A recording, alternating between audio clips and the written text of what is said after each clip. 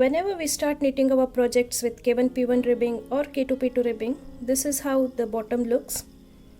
And if you are knitting a socks or you are starting your work from the neck part, then this won't look nice. We would like something which may look a little bit folded with a neat edging, somewhat like this. So this is a socks that I have made recently, and you can see how these edges look like. They look like the folded ones, but I have not folded it anywhere. There is no fold at all. This can be achieved by a simple cast on, a different type of cast on than what we make regularly.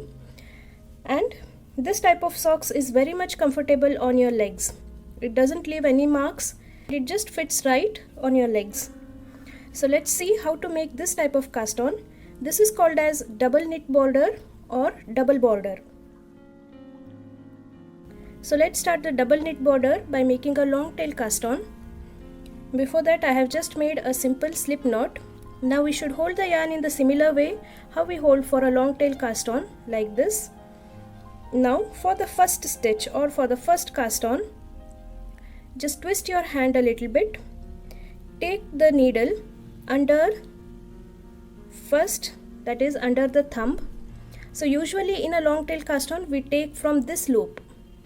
Now we are taking from the top loop and we go below the loop of the index finger, make a circle and come up like this.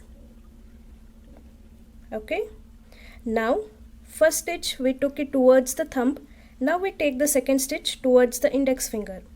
So we will pass the needle below the strand of the index finger, come in between. Now go under the strand of the thumb and make a circle from below and come up like this. Now we completed one more stitch towards index finger. Now we will take our needle towards the thumb, below the strand, middle, under the index finger strand. Okay. Now towards the index finger, below the index finger strand, middle and below the thumb. Now towards the thumb,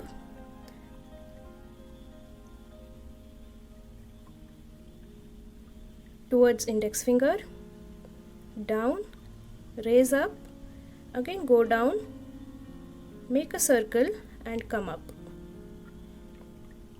Now towards the thumb, down, center, down, up, towards index finger,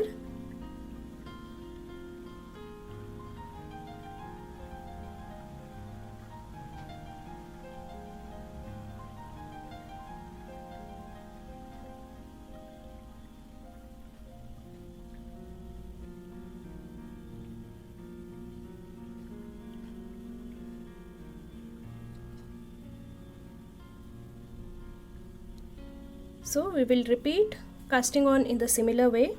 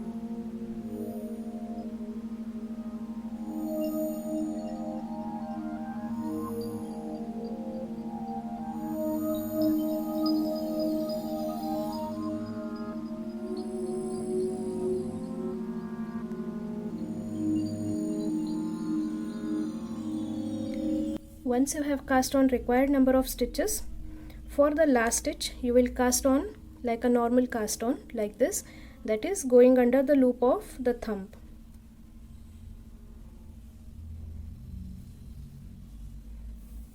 So this is how you cast on. Now we will see how to make the first row. To begin with the first row, purl the first stitch, yarn back, knit the second stitch. You can see this stitch is a little bit open one. Such stitches we will always knit. Knit this stitch. Now keep the yarn front, and you can see the next stitch is a purl, but we are not going to purl it, we will just slip it purl wise, keeping the yarn backwards. Again we will get a loose open type stitch, knit it. For the next stitch, keep the yarn towards you and slip it purl wise, yarn back, open stitch, loose stitch, knit it, keep the yarn front and slip the stitch purl wise, yarn back, knit the next stitch, yarn front, slip the stitch purl wise, yarn back, knit, yarn front, slip the stitch purl wise. You will be repeating the same for the entire row. Knit, yarn front, slip purl wise, knit, yarn front, purl wise, knit, yarn front, slip purl wise, knit, yarn front, slip purl wise. Continue this till the end.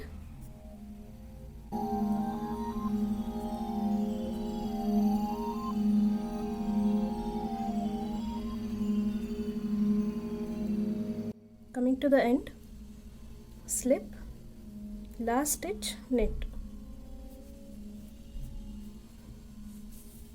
So the first row is done. You can see the double border after 3 to 4 rows. This is just the first row. Now whatever we did in row 1, we are going to repeat the same for the coming rows. So as you can see, this is the first stitch. It looks purl. So purl the first stitch.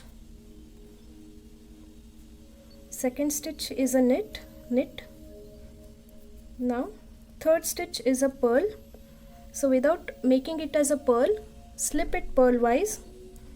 Again yarn back, knit, yarn front and slip purl wise, yarn back, knit, yarn front, slip purl wise. You will be continuing the same for at least 4 rows. You can increase the number of rows you make for the double border. For example, for this socks I have made 6 rows of double border or the double knit border. 6 rows are being done here. It is left to you how many rows you want to keep for the double border. I'll continue 2 more rows, 2 to 3 more rows, and then I'll show how it looks like. This is the end of 4th row. If you get confused on how to count the number of rows, you can see here we can see 2 rows, and on the other side there are 2 more rows. As it is folded, 2 rows you can see here and 2 rows on the other side. So this is a 4 row double knit pattern.